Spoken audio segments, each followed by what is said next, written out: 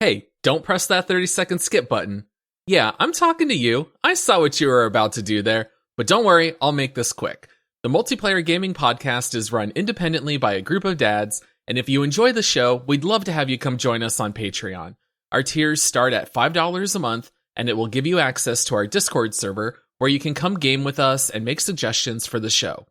Now look, unfortunately, it does mean you'll have to suffer through Josh's trolling and his bad takes, but don't worry, it's still worth it. You can find our Patreon at multiplayersquad.com. Hey Josh, make sure to close all the doors to our rest space this time, and hurry up! It's time to start the show!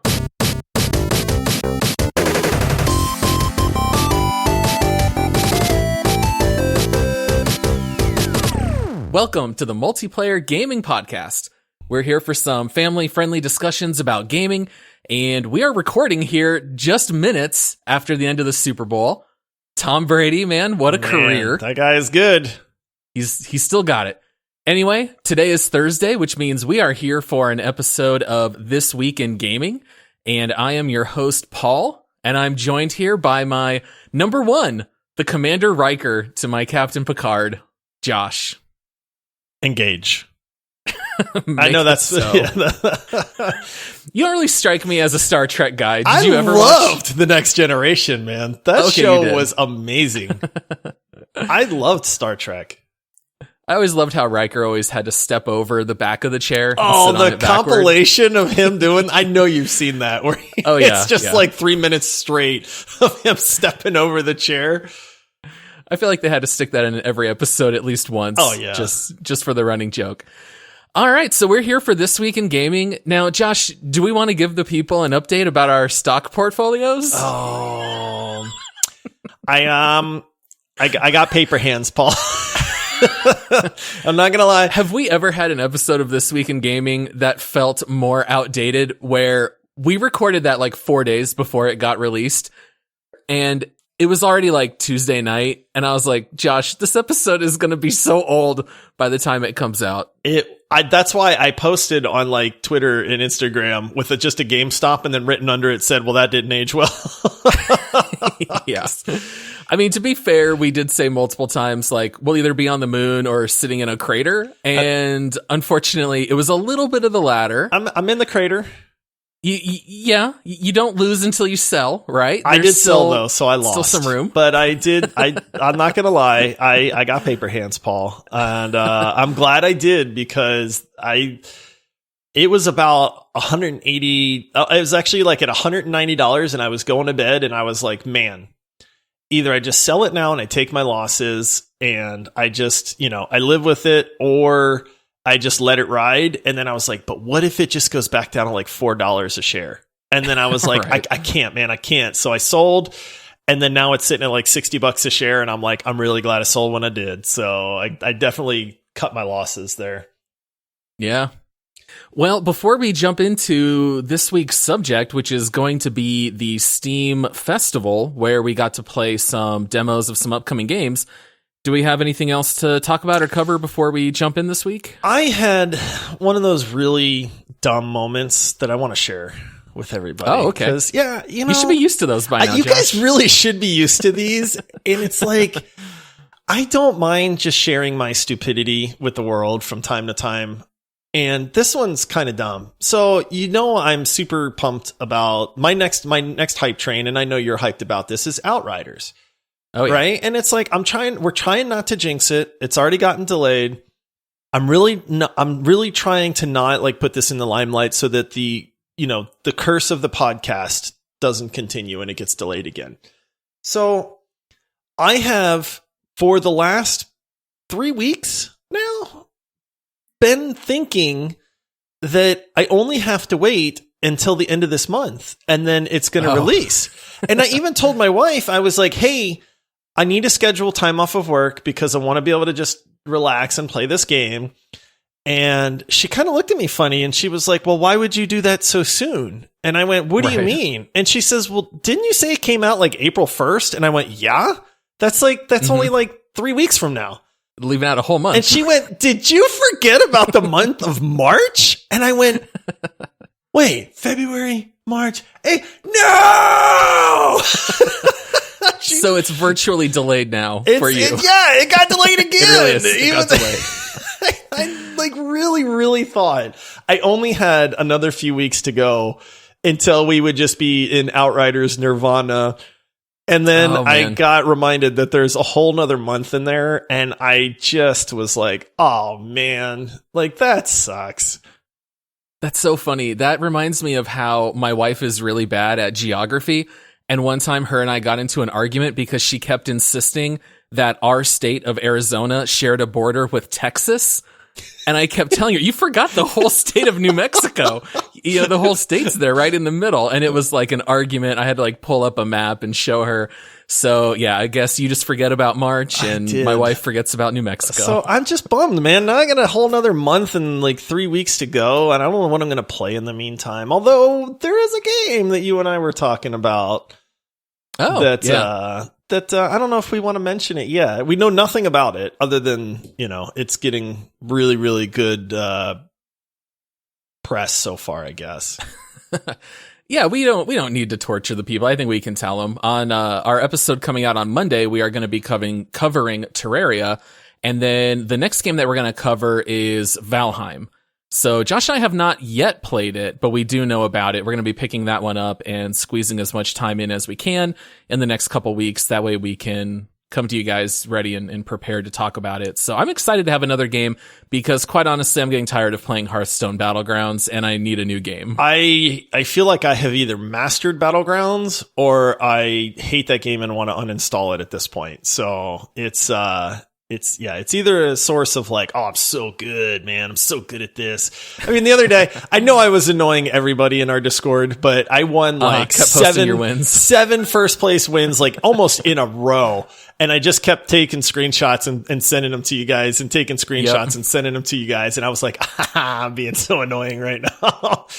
And then the ones I didn't send were the ones where I came in like 8th place and couldn't get a minion for anything. And it was just terrible. But I'm ready for a new game, man.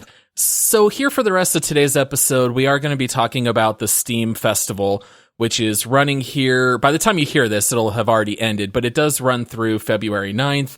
And we previously covered a Steam Festival, and I think these are pretty neat. If there's anyone out there that doesn't know what Steam Festivals are, do you want to clue them in? Yeah, we actually did an episode. It wasn't dedicated to the Steam Festival, but they had an autumn Steam Festival. And it's where Steam showcases games that are either in early access or are like releasing in the next like 6 months or so. And what they do is they let the developers put a bunch of like demos so you can actually try these games out. And there's a bunch of them. And then they also do like streamer highlights where you can watch streamers that are playing these different games. And honestly, they're usually games you've never heard of. They're not like showcasing like well-known AAA titles that are upcoming or something like that. These are games from smaller like indie developers. And again, I hadn't heard of any of these games, to be honest with you, that we're going to talk about. And in even scrolling through the list of games, there's hundreds of them that are on this festival, and you can just every single one of them that's on there has a free demo that you can download and you can try. You could spend hours. Now, unfortunately, by the time people are listening to this, like you said, it's going to be over. So you're a little late, but it also will help put games on your radar, because I know there's a couple that I'm actually looking forward to releasing now from having played the demos. Yeah, absolutely. I think that's what makes it so cool, is just the ability to discover games. And on top of everything that Josh just shared, the developers will also stream and play the games and talk about where they're at in the process. And so it's a great way to also get to know the people who are making the games and what their plans are. And I think it's a very neat idea, and I love when the festival comes back around. I love that this is a new thing, and I love playing demos of games before I buy them. And when you participate in these festivals like this, you find some gems, you find some real clunkers, but it definitely helps kind of weed them out. Just say no. Or no, say no more. Say no more. That's it. That's more. I knew that was wrong when I said it. Oh, yeah. Yeah. Somehow still not released. All right, so let's break down a couple of the demos that we had a chance to try out. Are there any in particular that you wanted to bring up first? Since we were chatting about Hearthstone, I've made no no secret that I love card games. I love card-based games. You're seeing a lot more of this becoming popular. Have you ever played Slay the Spire? Is that a game you played? No. Slay the Spire. I know how much you loved it, but I did not. Slay the Spire is super good. There was another game that came out called Monster Train that I actually like more than Slay the Spire. That was a card-based game. And I really enjoy that mix of, like, you have cards that do different abilities and have effects and things like that. And then you can play them to do various things. And we're seeing more and more where they're mixing those genres. And so the first game that I tried out, because I was very excited about it, is a game called Rogue Book. Mm-hmm. And most of these games, they kind of do them as a roguelike game. So as you play, obviously you'll lose, and then you have to start back at the beginning, but maybe unlock more cards, or there's some sort of permanent progression there. And so when I was reading about this demo, people were like, it's another roguelike card game. It doesn't really, this is becoming very popular. But what interested me on this one is the creator, or one of the creators of this game, is actually the guy that created Magic the Gathering. Right. So then I kind of go, well, this guy obviously has a good pedgree, so let me try this demo out. I liked it, man. It is a collectible card game based game, but basically you have a world map that has hexagonal tiles, and you explore that map. You get like this weird, it has this like weird paintbrush mechanic to it that I'm not sure I was really a fan of, but the combat was really neat because you can get different allies that help you out. Now, they only had one that was available in the demo itself. You played this, right? I did. Yeah, okay. Yeah. So I think about an hour or so into it. So you can only play one of the allies, but there's different combos, and they've said in the full release you'll be able to play with different allies that pair up and combo well with you. And the one ally they give you is kind of like a really tanky guy. But I was a big fan of the art style. I was a big fan of like the animations and the combat and stuff. And I can see where there is going to be a lot of depth to the card building and the gameplay, because a lot of the cards combo off of each other and positioning. So if you had like your tanky ally on the front, you get bonuses for having him up front, but then you have cards that will change position. So it's like, hey, you can do a lot of damage, but your main character is then going to move to the front line. So then you either have to spend a card to move them back or things like that. And the monsters were neat. There was, 4 or 5 different monsters. There was boss fights that I got absolutely wrecked on. I don't know if you got a chance to fight the boss or not. I did. You did? Did you win at all or even come close? I did not, because I did not know how to heal. You can't heal, apparently. They kept dropping in health, and so I kept going out of my way to fight other elite fights or other mobs. And I was able to win those fights. Maybe someone gets downed, but I would resurrect them. But then ultimately I died on that boss. So I wasn't sure if I missed something. I felt like Rogue Book was thoroughly mediocre. I thought it was fine. It felt mediocre, but even I like that genre so much that even being mediocre, it's a game that I would just sit and play. I like those mindless games. And like, as goofy as this sounds, like sometimes I'll want to eat a snack or a sandwich or something. And it's one reason I like Hearthstone so much, because you don't have to, there's no keys involved. So I can eat my sandwich with my one hand, and then I can just click mouse like cards with the other. We've talked about the number of crumbs in your keyboard. Yeah. You got to turn it over and shake it out every once in a while. It's my survival kit, Paul. I can feed my family for a long time with those, man. When times get rough. Yeah, I thought that and obviously the game is still in alpha stage, so it's going to change and it'll be more complete later. The one thing that I did think was awfully strange, you alluded to, with the paintbrush mechanic and the honeycomb hexagonal world. So in each level, you get to explore it, but the problem is that most of the terrain is shrouded. And what you do is you have to use your paintbrush ability in order to reveal tiles. And so you kind of just have to pick and guess what areas you want to unshroud, and then you might find some gold, you might find a well that gives you a gem or the ability to buy a card, but you're kind of just guessing, and then pretty soon you just run out of paintbrushes and there's nothing to look at. I did not understand the paintbrush system at all. I don't know why it's there. That was my biggest complaint about this game was I was like, hey, the card abilities are neat. There's merchants and they had a gem system where you can infuse cards with gems that would make them significantly stronger. So you could kind of pick how you wanted to build out your deck, which I thought was super cool. Like, I like that amount of customization there. But this stupid tile system they give you 5 paintbrushes. And when you use a paintbrush, it unlocks like a 3x3 area around you. But the problem is that half of that 3x3 area is already unlocked. So you're not getting a full circle of like, oh, here's new map. You're getting like a third of a circle. And then so you can move 3 squares. And then now you're stuck because you can't move into squares that you haven't like opened up, I guess. So I would wind up just running out of paintbrushes. And now I can't move anywhere. And then it's like they expect me to go fight a boss with no health and no extra cards and nothing else. And I'm like, this is dumb, man. Like, the boss fights seem like they're fun, but I was nowhere near prepared for those at all. And I couldn't keep exploring because I had no paintbrushes left. I wasn't terribly impressed. This one, I don't know that I really care about.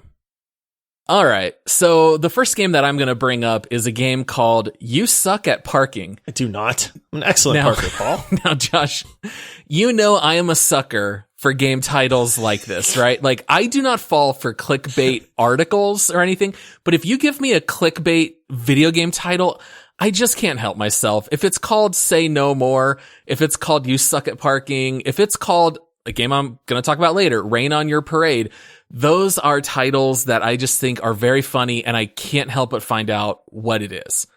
So, do you know anything about You Suck at Parking? I know zero. Other than that, you laughed and said, I'm going to talk about this tonight. And I went, I'm not even going to look it up because I just want to see what you have to say about it.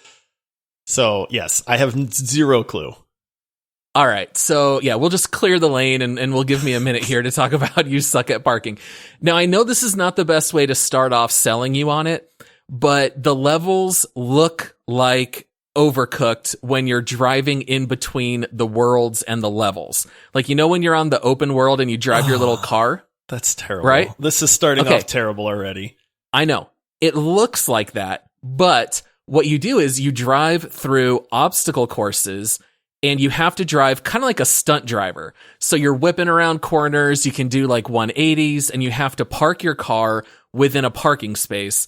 And then each level will have anywhere from 2 to 3 parking spaces. 2.5. And 2 to 3. And if your car, if it ever stops, then it counts as a miss. And then it puts you back at the spawn in another car and you start over. But now your car, wherever you stopped, it's still sitting there. You can run into it. It's now an obstacle. And then later they will change the bumpers in the levels where if you touch them at all, your vehicle explodes. And so the levels get progressively harder if you keep failing because they'll get loaded with more junk. And it's very neat to be driving like a sports car racer, whipping around these corners. The thing that impressed me the most is that the controls are crazy responsive.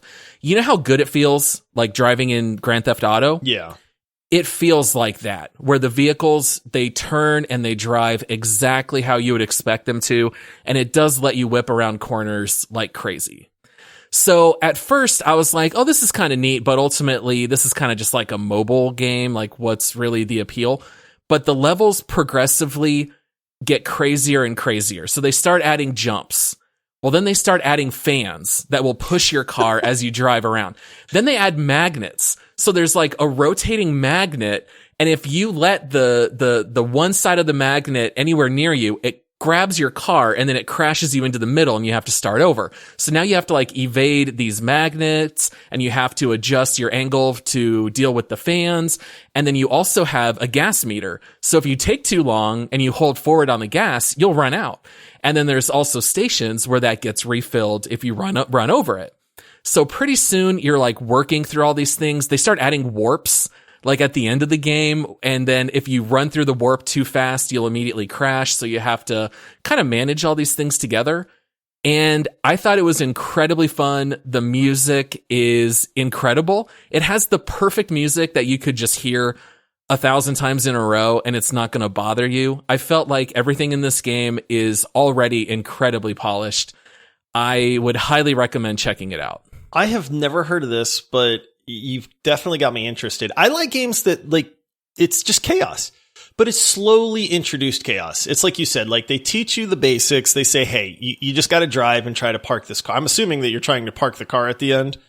Yeah. Right? Yeah, okay. So if it has like 3 parking spaces, that's also part of the strategy. Do I park in the closest space, which then adds more to my time? Because if you run out of time, you fail, and you have to park in every space. So sometimes you just skip it. You try to go to the end. Sometimes you have to get the time bonus. It's kind of neat that they work those together. Yeah, but I like games that do that. I like the progression of, here's the base mechanics.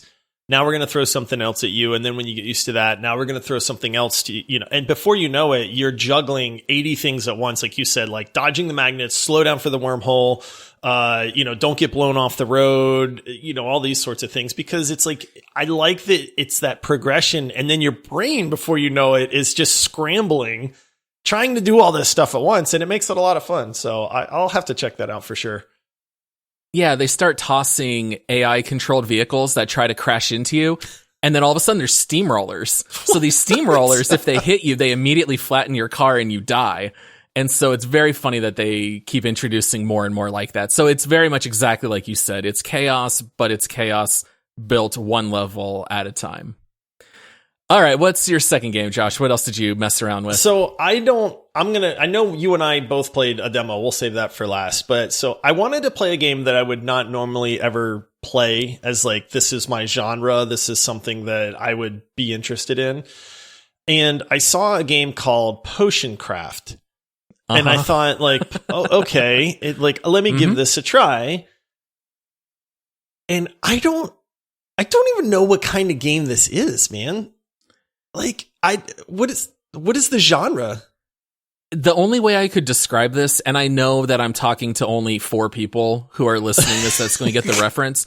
Do you remember the crafting in WildStar, the MMO? I do, yes. That's all this is. This is just the crafting system from WildStar, where you combine different ingredients and it moves it on a map.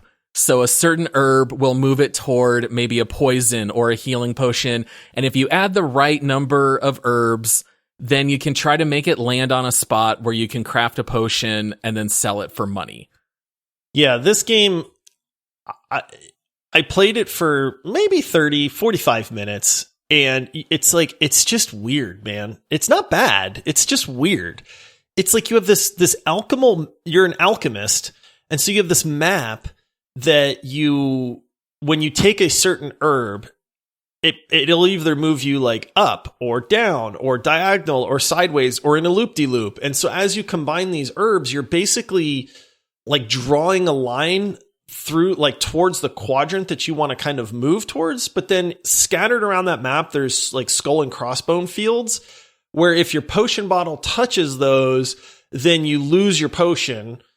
And so you have to, like, failed potion. Yeah. And then you have to, like, shift it around. And so it's like, before I realized it, it's like you're trying to just draw lines on this map by using these different herbs. You don't get to, like, actually draw them on there. It's like you have to pick the herbs to move around the map.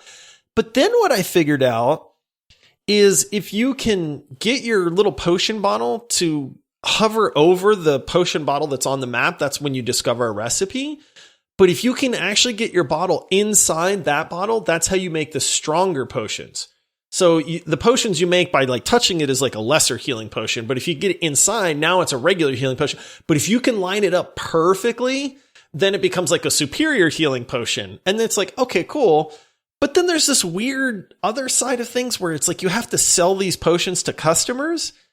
Which, that part was weird, because a customer comes in and they're like, oh, I hurt my leg, or a bandit shot me through the arm and I need something for that. What do you got? And so it's like you plunk the potion down on like a scale. Yeah. And then it goes into this really terrible haggling mini game where you just click the button to try to haggle. And then it's like you might get like 3 more gold out of all that haggling, which was like, where did this come from? The haggling makes no sense. So it brings up a meter that just keeps moving to the left and right, and it just marks little areas. And if you hit spacebar when it's in one of those areas, then it tips the scale a little more where you'll get paid more.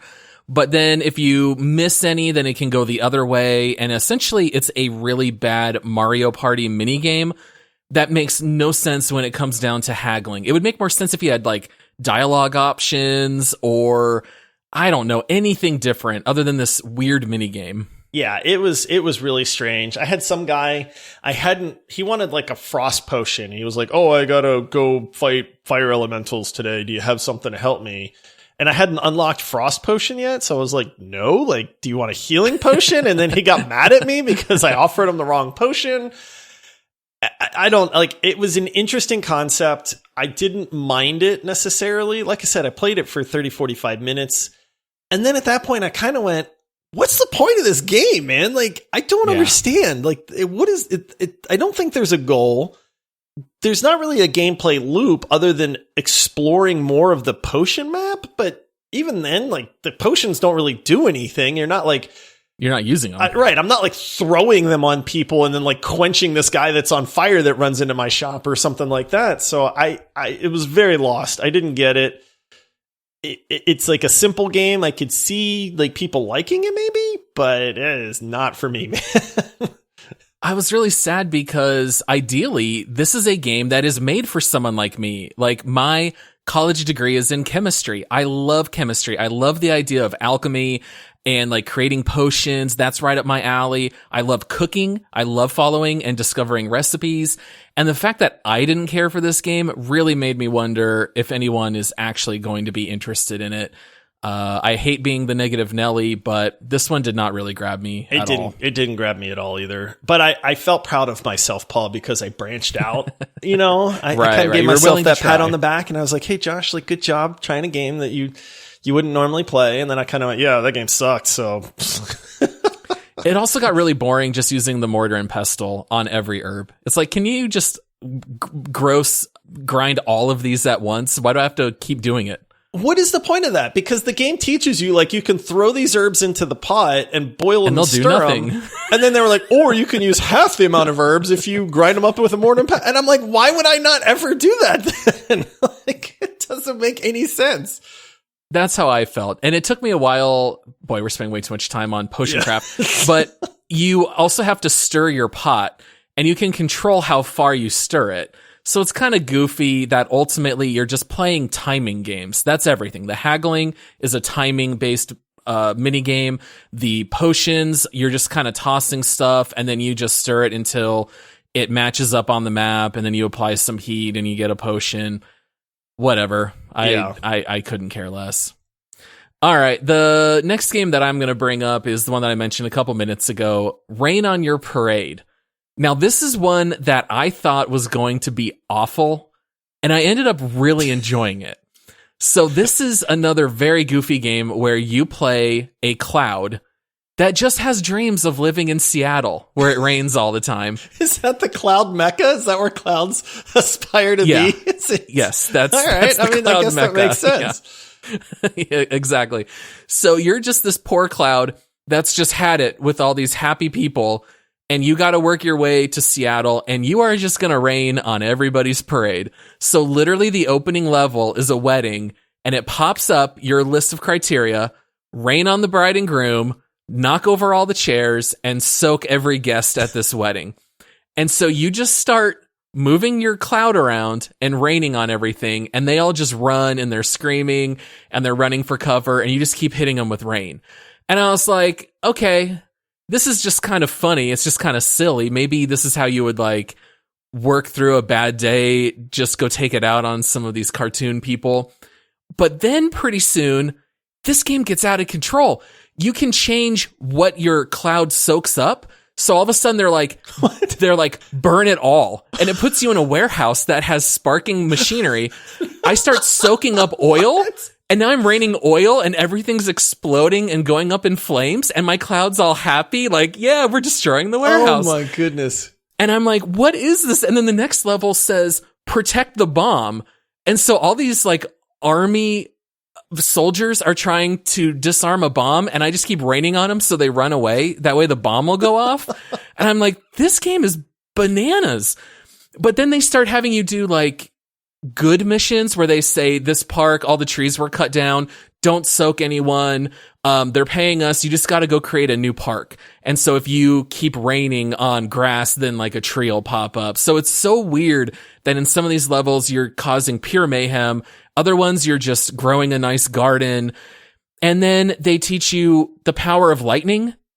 So now whatever you soak in water, you can like shock things and you can put down a line of oil and then do thunder and it'll light that on fire. And so the last level just says to cause as much mayhem as you can. And so you start putting all of these powers in combinations. You can soak up corrosive acid and then you can like drop it to kill crops and to corrode vehicles. And I have to say, it's actually fun. I'm starting to like the sound of this game, Paul. Oh, it's so silly. I mean, I would not spend like more than $20 on it, but the developers also have a really good sense of humor. So like at one point, I don't remember what they call it, like the Papa Cloud or something comes out to teach you about the game. And they're like, hey, you can even learn the power of thunder and lightning. All you got to do is get enough thunder bucks, which you can earn with in-game currency. Oh, no. No, I'm just kidding. All you need is in this game. You just have to play it. What a concept. Yeah. So it's like poking fun at microtransactions. Yeah. A caterpillar pops out of the ground and says, hey, this game is still in alpha. So if you get any bugs, you know, it's going to be fixed by the time the game comes out. And then the bug says, and that's all I'm here for is just to tell you this. You'll never learn about my love of 13th century literature. And then all of a sudden the bug is like, yeah, you'll never get to know me because you don't even care about me. I hope you do get all the bugs and hate this game and hate the developers. And I'm like, okay, these people are just here having a good time. This is just silly, fun. I loved it. Honestly, I have a special place in my heart for developers that don't take themselves too seriously. I really do. Like, you're making video games. You're making things to entertain people. If you can't have a good time doing that, man, like, something's wrong. Like, have a good time. Make jokes. Like, put funny stuff in your games. Like, it doesn't mean your game's not going to be good because of it. Yeah. Exactly. Yeah. And so this developer might be right up your alley. I enjoyed it. It was a very fun 30 minutes of just running through the full demo. It's pretty short. It's not a difficult game, but I did find it to have a lot of charm and a lot of humor, which I appreciated. How do you find these, man? I've not seen either one of these. And I scrolled down the list. Like, do you just go to like the last page in the demo? I just scroll through all like 300 and I just find the ones that have the funniest names and I just click install. And I installed probably 20 demos, and if I play the first 3 minutes and there's nothing there, I just close it out and I just move on to the next one until I find something interesting. Yeah, see, there was a couple games that really looked neat to me, but then it was like they're action role-playing games with storylines and stuff like that. And I'm like, this game might be great, but for a demo, I don't want to spend like 2.5 hours getting through story of like about a demo. Like, I might not ever buy this game and care about it, so I don't want to spend that long like starting to know the characters and stuff. Like, yeah, I want a game where it's like I'm going to be able to jump in and kind of get a good idea of what this game's going to be, so that I don't have to like buy it and then be like, oh yeah, this game sucks. Right. Yeah. Well, that's what I loved about both of the games that I brought up. You Suck at Parking and Rain on Your Parade. Those games have like 4 buttons and you can just jump right in. You immediately get it. And even if you just play the demo, it's a great time, even if you don't end up buying it. All right. So I know this episode went on a little bit long, but Josh, you want to bring up one last game? I was going to say this game, I was actually pretty impressed with this game. I think it's got a lot of potential, but it's called The Rift Breaker. And out of all of the games that I looked at or, you know, watched videos of, this game looked the most polished to me.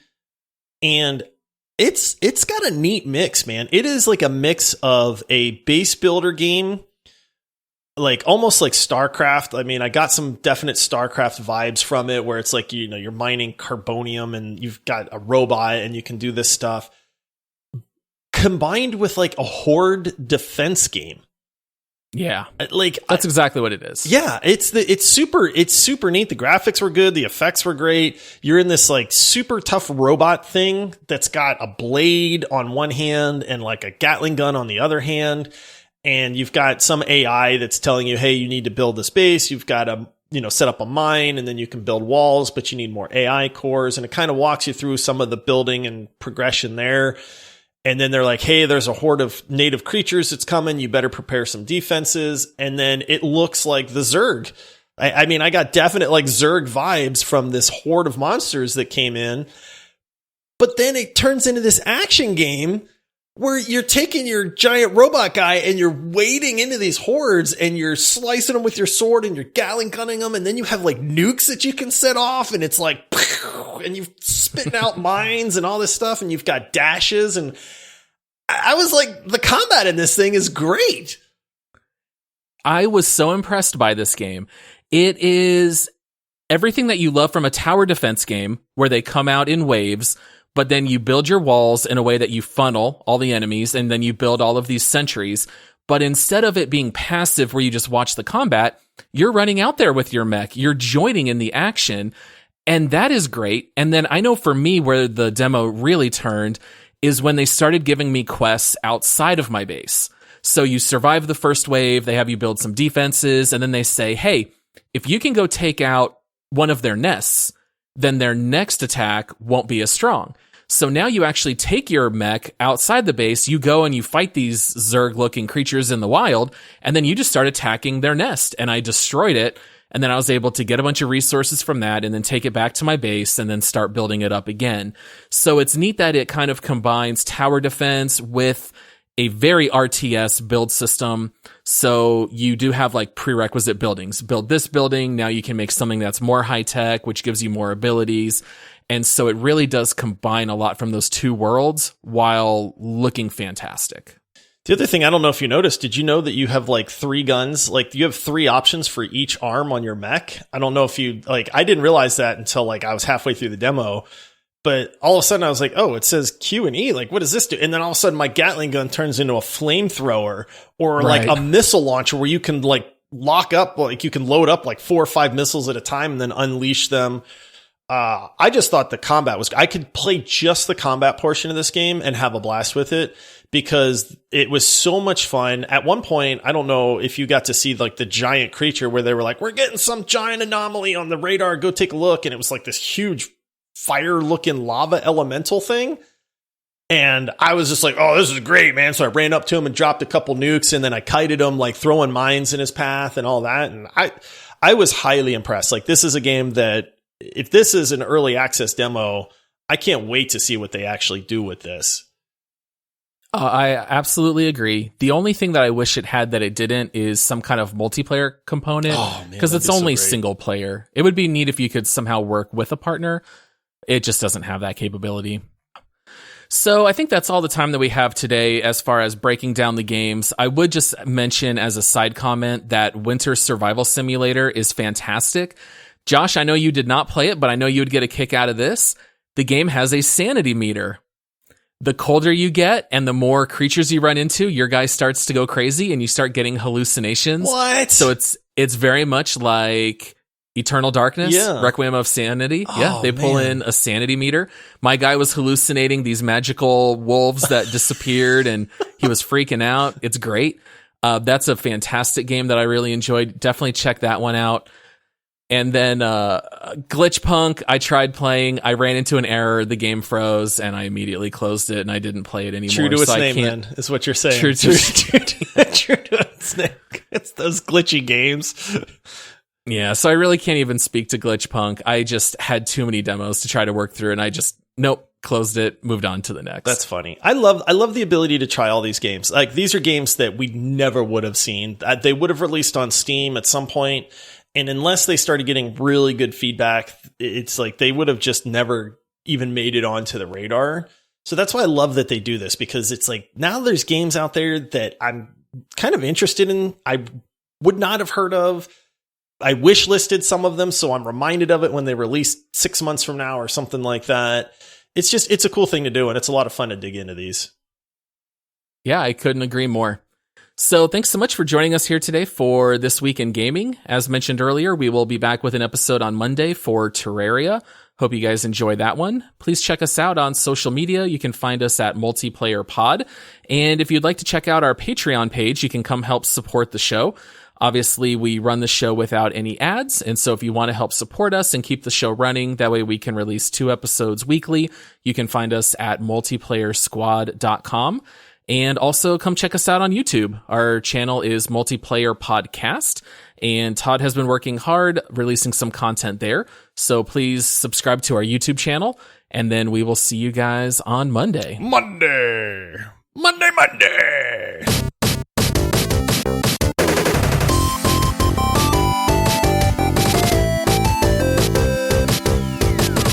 Pretty sure I've used that one before, actually. Yeah. Monday. It's just so fun to say, man.